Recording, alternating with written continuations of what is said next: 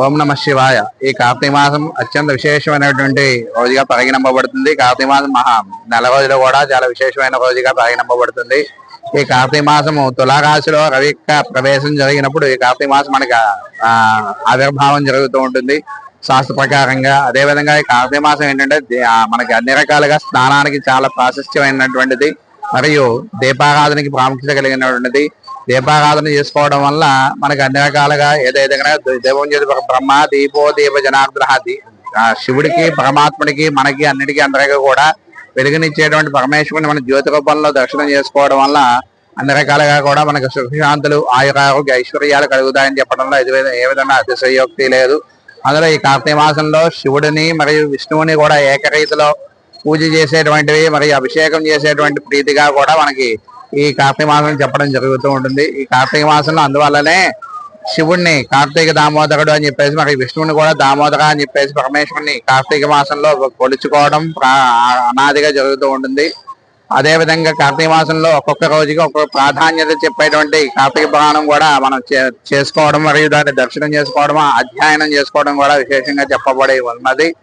అంతేకాకుండా మన కార్తీక మాసం విశిష్టత ఏదైతే ఉన్నది కనుక ఏదైతే కనుక దీపదానాలకి మరియు ఈ శాలిగ్రామ దానాలని మరియు ఏదైతే ప్రత్యేకించి బ్రాహ్మణోత్తములకు స్వయంపాకదాన వస్త్రదానాలు ఇచ్చినట్లయితే వారికి అన్ని రకాలుగా పెద్దవారి యొక్క ఆశీస్సులు కలుగుతాయని చెప్పడంలో ఏ విధంగా అతిశయోక్తి లేదు.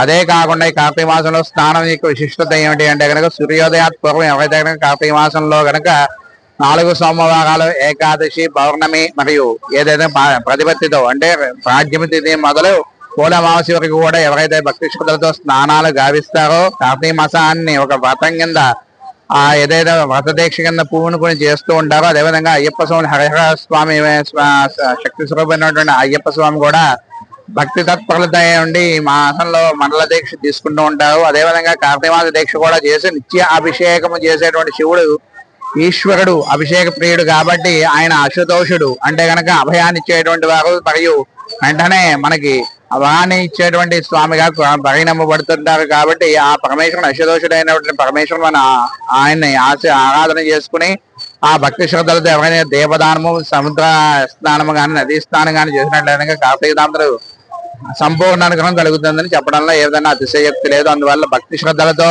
తమ ఆవాసాలకి లభించేటువంటి ఈ వాపికూపు తడాకాదులు అంటే కనుక బావిలో కానీ లేదా కనుక నదీ జలాల్లో చేయలేటువంటి వారు సంకల్పం చెప్పుకుని గంగేజముని ఏ చేయాలి లేదా 3 సార్లు గంగా అని చెప్పి నామస్మరణ చేసుకుని ఆ స్నానం చేసినట్లయితే కార్తీక మాస స్నానంలో 10వ వంతు మనకి ఆ ఫలితం కలుగుతుంది.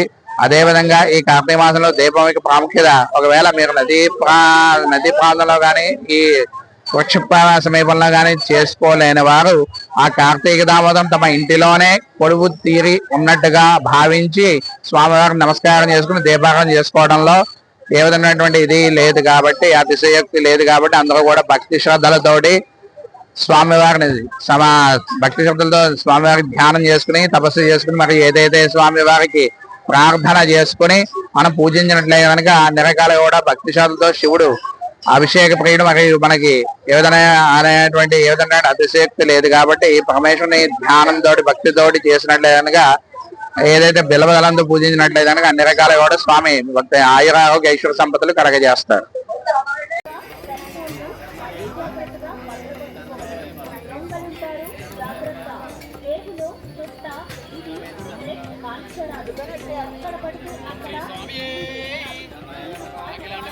నాయకనే